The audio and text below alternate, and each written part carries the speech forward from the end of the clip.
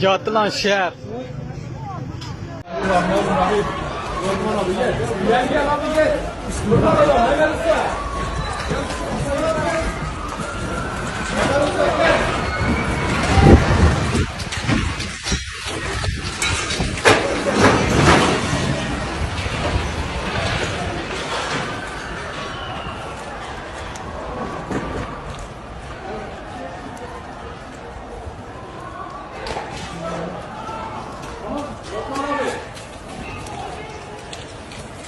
Ya nereye?